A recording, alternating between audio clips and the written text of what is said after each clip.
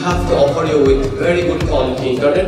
প্রধান উপদেষ্টার বিশেষ সহকারী ফয়েজ আহমেদ তোয়েব 5 আগস্টের পর নেদারল্যান্ডসের নাগরিক ফয়েজ আহমেদকে দেশে এনে প্রতিমন্ত্রী মর্যাদায় প্রধান উপদেষ্টার ডাক, টেলিযোগাযোগ ও তথ্য প্রযুক্তি বিষয়ক বিশেষ সহকারী হিসেবে নিয়োগ দেওয়া হয়। এই পদে নিয়োগে তার যোগ্যতা বা অভিজ্ঞতা হলো পূর্বের টেক বিষয়ক কলাম লেখা। দায়িত্ব পেয়ে তিনি এখন নিজেকে মন্ত্রী হিসেবে দাবি করছেন। 5 আগস্টের স্বৈরাচার পতনে তোয়েবের কোনো ভূমিকা ছিল না। গত বছর জুলাইয়ে তীব্র আন্দোলন যখন চলছিল তখন 31শে জুলাই পর্যন্ত তেমন কোনো সাড়া শব্দ পাওয়া যায়নি তোয়েবের ফেসবুকে। সেই ফয়েজ তোয়েবকে দেশে এনে বানানো হয়েছে প্রধান উপদেষ্টার বিশেষ সহকারী। তাকে বলা হচ্ছে দেশের ডিজিটাল সেক্টরের নতুন মহাজন। সবশেষ ফয়েজ আহমেদ তোয়েবের কথিত পিএ আতিক মোর্শেদ কর্তৃক নগদের 150 কোটি টাকা বেহাত এবং অনৈতিক সুবিধা গ্রহণের সত্যতা পেয়ে অনুসন্ধান করছে দুদক। আতিক মোর্শেদ মূলত ফয়েজ আহমেদ তোয়েবের ক্যাশিয়ার বা কালেক্টর, আর এজন্য আতিক মোর্শেদের নগদ কেলেঙ্কারি সামনে আসার পর তাকে বাঁচাতে মরিয়া ফয়েজ তোয়েব। আতিক মোর্শেদকে তার প্রিয় দাবি করলেও বাস্তবে আতিক মোর্শেদের নিয়োগ দেওয়ার কোনো কাগজ তোয়েবের কাছে বা বাংলাদেশ সরকারের কাছে নেই। এ ব্যাপারে ফয়েজ আহমেদ তোয়েবকে আমরা প্রশ্ন করলে তিনি কোনো জবাব দেননি।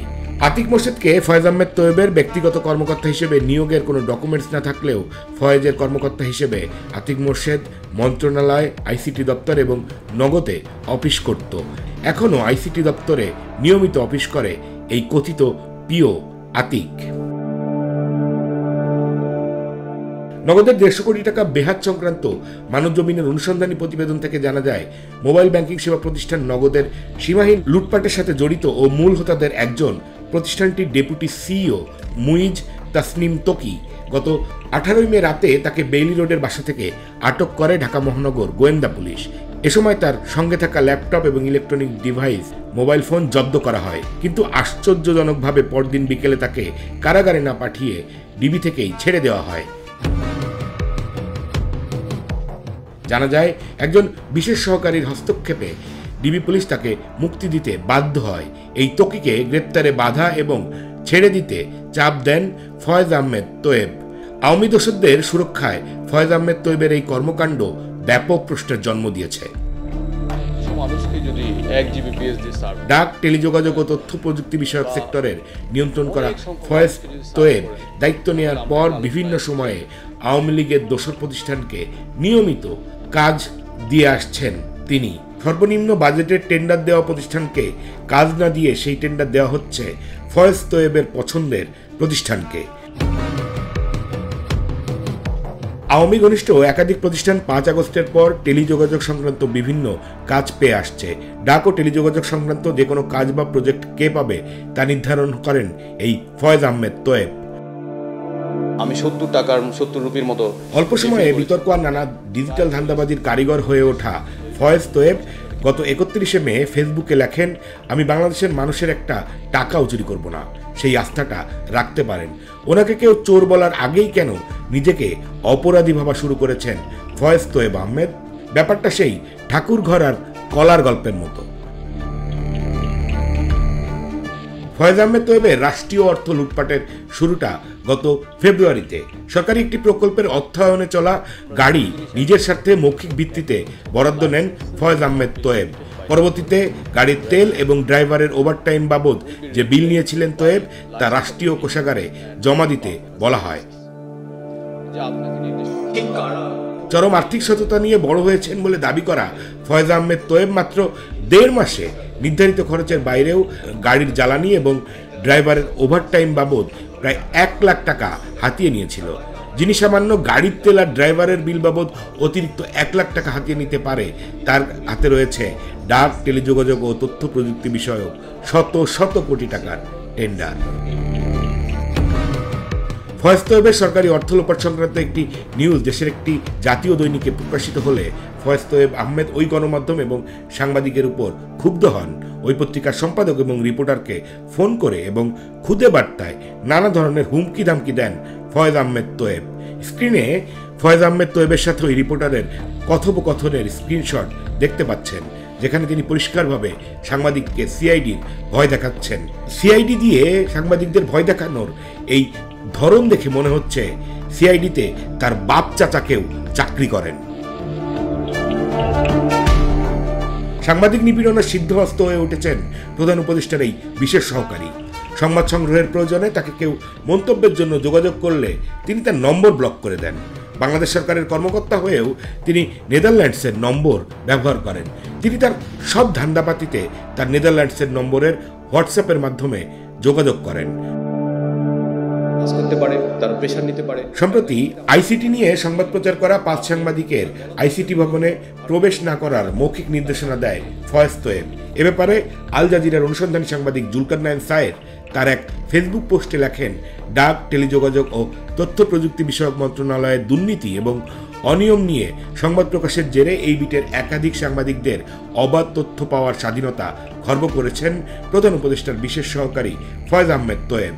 নিজ নিজ গণমাধ্যমের সংবাদ প্রকাশের পাশাপাশি তারা আমাকে তথ্য দেন এমন সন্দেহে এবং অভিযোগে রাজধানীর আগারগাঁওস্থ আইসিটি টাওয়ারে ওই সাংবাদিকদের প্রবেশের মৌখিক নিষেধাজ্ঞা আরোপ করেছেন ফয়েজ তোয়েব।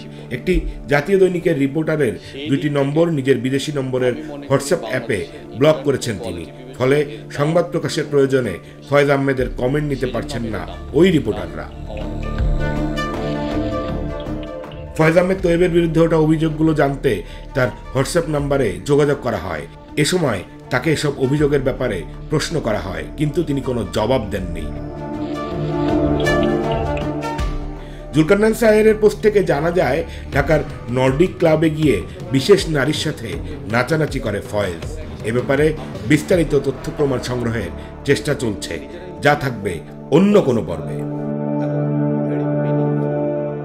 আওয়ামী লীগ সরকারের দুর্নীতির প্রকল্পের অর্থ ছাড়ে তদবির এবং দুর্নীতিগ্রস্ত ঠিকাদারি প্রতিষ্ঠানকে নিয়ে তদন্ত না করতে দুদকের মহাপরিচালকের বরাবর চিঠি দিয়েছেন ফয়েজ আহমেদ তোয়েব। বিভিন্ন গণমাধ্যমের খবরে জানা যায়, আওয়ামী লীগ সরকারের দুর্নীতি প্রকল্পের অর্থ ছাড়ে তদবির এবং দুর্নীতিগ্রস্ত ঠিকাদারি প্রতিষ্ঠানকে নিয়ে তদন্ত না করতে দুদকের মহাপরিচালককে চিঠি দিয়েছেন ফয়েজ আহমেদ তোয়েব। বিভিন্ন গণমাধ্যমের খবরে জানা যায়, আওয়ামী লীগ সরকারের আমলে আলোচিত দুর্নীতিগ্রস্ত 5G রেডিনেস প্রকল্পের ঠিকাদারি প্রতিষ্ঠানের অর্থ ছাড় করানোর জন্য চিঠি দিয়ে সুপারিশ করেছেন ফয়েজ তোয়েব। এর আগে 18 জুন দুদক থেকে জানানো হয়, দুদকের অনুসন্ধানী দল এরই মধ্যে প্রায় 326 কোটি টাকার এই প্রকল্পে অনিয়ম এবং দুর্নীতির প্রাথমিক সত্যতাও প্রমাণ পেয়েছে।